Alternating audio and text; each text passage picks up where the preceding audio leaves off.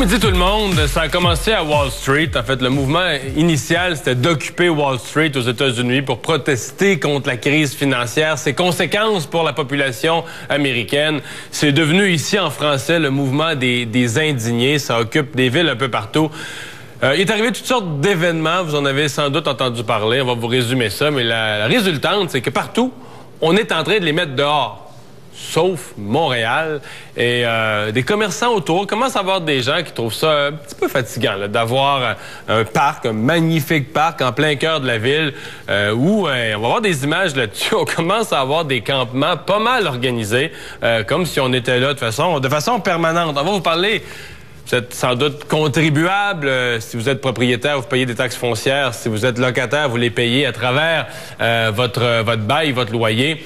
Ça risque de coûter cher, très cher au cours des prochaines années pour renflouer les fonds de pension des employés municipaux. Et là, les maires de municipalités sont de plus en plus mal à l'aise d'aller taxer des gens qui n'ont pas de régime de pension garanti. Il y a bien du monde qui mettent de l'argent dans leur REER comme ils peuvent, ou des fois qui ont un fonds de pension à leur entreprise.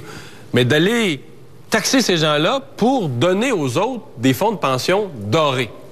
Et on va creuser quelles sont les avenues, parce que ce ne sera pas facile à régler. Hein? Ce qu'on a promis dans les conventions collectives, une fois que c'est promis, c'est supposé être livré.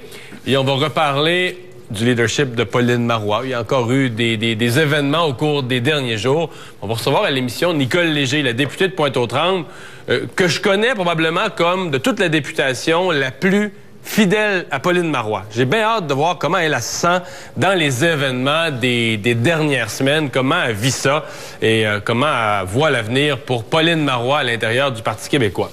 Caroline et Martin, allô? Bon midi. Bon midi. Donc, les indignés à Québec, le maire Labaume a décidé que c'est fini? Oui, il a lancé l'ultimatum hier. Alors, on demande aux indignés de sortir du campement, mais on ne les sortira pas de force, par exemple. Pas, en tout cas, avant le conseil municipal de ce soir, parce que les indignés ont demandé à être entendus. Alors, du côté de Québec, c'est comme ça que ça se passe.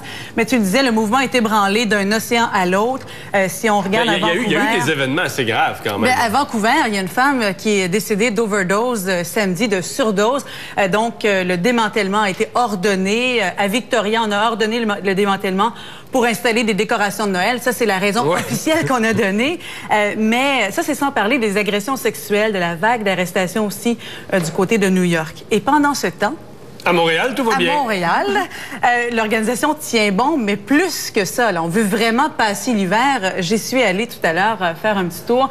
Vous allez voir les campements, la cuisine qui est organisée comme ça. Faisons une parenthèse sur la cuisine. Là, avant d'entrer en onde, tu nous décrivais ça. C'est une cuisine toute organisée. C'est une restauration sur place. Là. On m'a offert des crêpes quand je suis arrivée. Oui, tout à fait. Ça n'a pas de bon sens. Il y a une bibliothèque juste à côté où on peut emprunter des livres. Il y a le bureau des médias, communication médias. Là, je vois des gens qui ramassent vidange, récupération. Donc, la ville passe là comme si c'était... J'étais vraiment surprise. Oui, il y avait le ramassage des déchets, le recyclage qui est là. Il y a des bacs à compost. C'est vraiment organisé comme une petite ville en plein cœur du quartier international, tout près d'hôtels luxueux. On a ce campement-là qui prend littéralement toute la place du Square Victoria.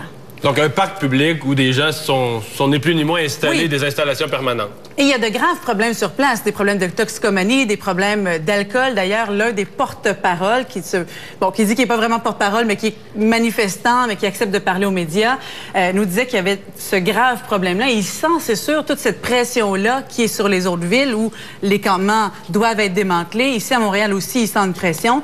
Écoutez bien ce qu'il m'a répondu là-dessus. En ce moment, notre gros problème sur le camp, c'est les problèmes de toxicomanie et de psychiatrie, qu'on n'est pas outillé pour. C'est très dur d'avoir de l'aide à ce niveau-là. Donc, c'est très dur, justement, d'arriver avec les buts du camp et du mouvement. Quand on se fait dire « dealer avec votre population », sinon nous autres, on va être obligés de dealer avec votre population, mais je m'excuse. La population qui est ici, c'est la population de la ville de Montréal. Mais si vous fermez le camp, ça ne réglera pas le problème. Ils vont juste retourner dans vos rues. OK, donc là, ils sont devenus essentiels et indispensables parce qu'ils sont devenus, je sais pas, le pensionnat des malpris, des drogués. C'est inclusif, hein, ils acceptent tout le monde. Ah, ben oui, c'est inclusif, évidemment. Je comprends. Non, mais là, faut pas se tromper. Ces gens-là, leur objectif, le mouvement d'occupation, c'est de paralyser carrément la métropole économique du Québec, éventuellement. Mais là, ils commencent par ce square-là. Et là, tous les commerçants qui sont autour de ce square vont commencer à s'insurger contre ça. Il y a un hôtel à côté, l'hôtel W. Il y a même, la rumeur voulait qu'ils voulaient se déplacer pour aller sur la place Jean-Paul Riopel devant le Palais des Congrès, la Caisse de dépôt, où l'on voit l'hôtel W qui est là. Le square Victoria, c'est un magnifique parc. Là. Il est complètement détruit là, par cette occupation-là. Mais Martin, alors, qu'est-ce qu'on attend pour chasser là, ces gens-là immédiatement? Ils ont fait passer leur point. Leur message est passé. C'est beau. Merci, bonsoir. S'il y a un petit couple du bas du fleuve, avec des enfants, l'été prochain, ils viennent en vacances à Montréal, ils trouvent ça trop cher, l'hôtel W puis l'Intercontinental, les hôtels qu'on vient de voir, ils trouvent ça trop cher. Ils décident de camper dans le parc. La police va aller les voir, va leur demander, excusez, êtes-vous indignés? Puis s'ils disent, oui, nous autres, on a... Non, mais... mais la police n'ira même pas les voir, en fait, Mario. Jusqu'à maintenant, c'est vraiment extrêmement toléré de la part de la ville de Montréal. Non, mais en général, ça ne l'avait jamais été. C'est juste que là, on dit parce qu'ils ont une cause, puis là, cause qu'on n'est pas capable de résumer. C'est un rassemblement de toutes les causes éco-sociales. Dans le fond, le but, c'est de changer le monde. Non, enfin, quelqu'un qui veut changer le monde. Oui. Toi, t'as essayé, toi, Mario, de changer le monde déjà, je pense? Ben, toi, t'avais pas eux autres, dans leur tête, ils vont rester là tant que le monde ne sera pas changé. Là. Voilà, c'est ça. Là, on essaie d'installer le campement pour passer l'hiver. Là. Beau mandat. Pour être long. Mais ce qu'il faut dire, c'est vraiment la différence entre Montréal et le reste de la planète. Hein? Oui, absolument. Parce que Montréal, partout ailleurs... Pas de problème, on les accueille et on les laisse faire ce qu'ils veulent.